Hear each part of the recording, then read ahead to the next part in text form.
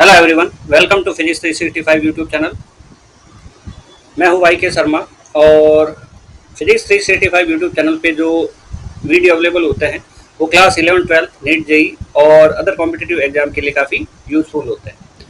दूसरी बात कि यहाँ पे आरबीएसई और सीबीएसई का कोर्स कवर होता है सारा इन वीडियो से, और इनके अंदर जो कंटेंट है वो एक बिल्कुल बेसिक लेवल से स्टार्ट की गई है ताकि हर किसी बच्चे से समझ में आ जाए। उसके बाद हम धीरे धीरे लेवल अप करेंगे, न्यूमेरिकल भी करेंगे और कंटिन्यू सारा चैप्टर सिलेबस वाइज कवर करेंगे। तो बने रहिए हमारे साथ। आज का जो टॉपिक है हमारा क्लास 11 से यूनिट एंड डायमेंशन से, यूनिट एंड डायमेंशन मात्रक और विमाएं। तो इसका टॉपिक रहेगा हमारे पास मात्रक पद्धति को बदलना। ये 19वां वीडियो है। पिछली बार हमने किया था 1 न्यूटन में कितने डाइन होते हैं, तो उसको समझने के लिए हम मात्रक पद्धति बदलना, मात्रक पद्धति बदलना। मात्रक पद्धति जो होती है हमारे पास MKS, CGS और FPS। इसको मीटर किलोग्राम सेकंड, इसको सेंटीमीटर ग्राम सेकंड, इसको फुट पाउंड और सेकंड पद्धति भी कहते हैं, और इसका नाम ब्रिटिश पद्धति भी है। अगर हमें कोई वैल्यू MKS पद्धति में दी हुई है तो हम उसको CGS या FPS में कन्वर्ट कर सकते हैं। अगर FPS में दी है तो उसको CGS MKS में कन्वर्ट कर सकते हैं। तो इसी प्रकार हम काम कर सकते हैं। ठीक है, तो विभिन्न भौतिक राशियों को एक मात्रक पद्धति से दूसरी मात्रक पद्धति में बदलना, ये इसका उपयोग है, विमाओं का उपयोग है। फॉर्मूला जो काम में लिया जाता है N2 बराबर N1, M1 upon M2 power में A, L1 upon L2 power में B और T1 अपॉन T2 पावर में C। चाहे ABC विमाएं हैं और M1 L1 और M2 L2 जो है ज्ञात और अज्ञात पद्धति में उनके मापन। देखते हैं आज का जो क्वेश्चन लेते हैं हम, वो ये है, 1 जूल में कितने अर्ग होते हैं, में कितने अर्ग होते हैं। सवाल सिंपल होते हैं और उनको सॉल्व करने का स्टेप बाय स्टेप तरीका हमारे पास होना चाहिए। तो सबसे पहली बात है भाई, ये जूल क्या चीज़ है। तो जो जूल है वो किसका मात्रक है, ऊर्जा का मात्रक है, ऊर्जा का मात्रक है। कौन सी पद्धति में, MKS पद्धति में, और MKS पद्धति हमारे पास ज्ञात पद्धति है। देखो जूल के अंदर जो वैल्यू दी हुई है वो हमें 1 दी हुई है, इसका मतलब ये ज्ञात है। और अर्ग क्या है, अर्ग जो है वो भी ऊर्जा का मात्रक है। ये भौतिक राशि सेम रहेगी, ऊर्जा का मात्रक है। और ये अर्ग कौन सी पद्धति, CGS। ठीक है, और ये हमारे पास अज्ञात पद्धति है, अज्ञात पद्धति है। अज्ञात पद्धति कैसे है, अज्ञात पद्धति मतलब अर्ग कितने होते हैं ये हमें ज्ञात करना है। तो ये अज्ञात पद्धति हुई, ये हुई MKS, ये हुई CGS, ये हुई ज्ञात पद्धति और ये हुई अज्ञात पद्धति। और ये किसके मात्रक होते हैं, ऊर्जा के। अगर ऊर्जा के मात्रक होते हैं तो इसकी विमा होती है हमारे पास M1 L2 T-2। ये कैसे आया, इसके विमाओं के लिए हमने काफ़ी सारे वीडियो बना रखे और स्टेप बाय स्टेप बिल्कुल जो बुक में दिए हुए हैं उसके अकॉर्डिंग 1 से 50 तक सूत्र सॉल्व किए हुए हैं, और भी इसके आगे के भी वीडियो जल्दी आ जाएंगे। अभी हम करते हैं फॉर्मूला।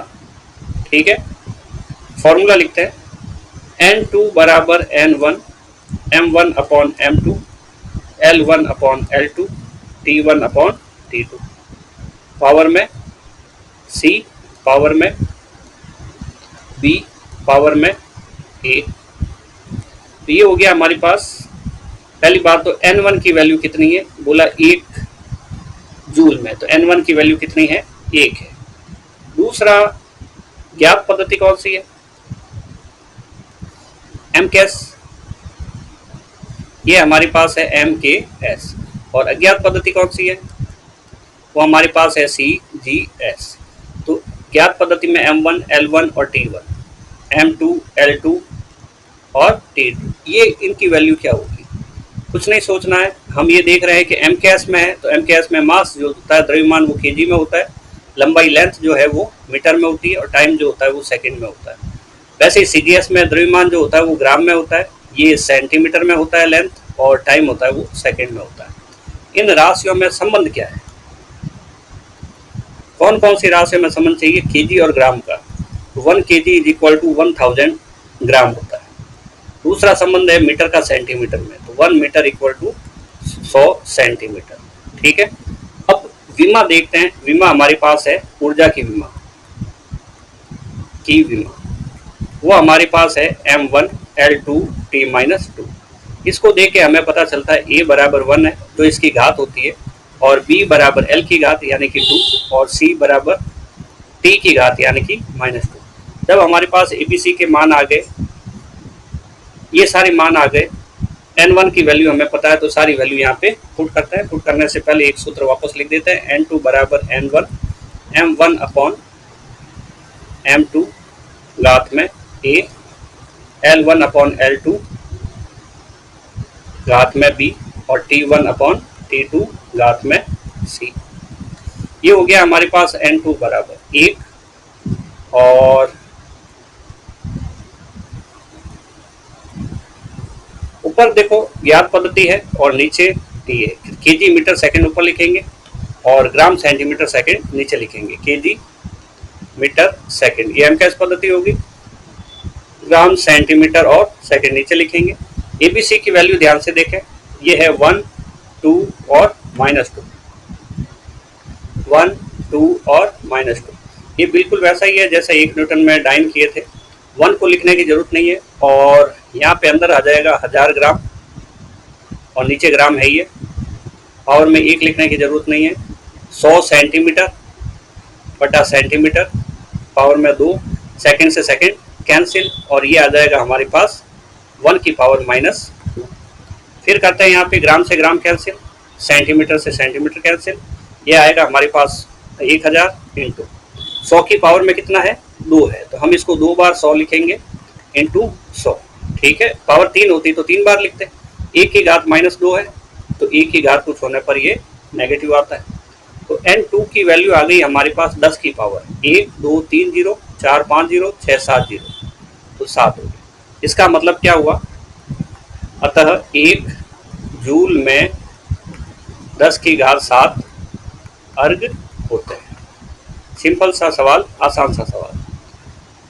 इसी में कुछ सवाल और करेंगे और उसके बाद इनके दूसरे सत्यता की जांच करना और मात्रक ये विभिन्न भौतिक राशियों में संबंध स्थापित करना, वो वीडियो भी आएंगे।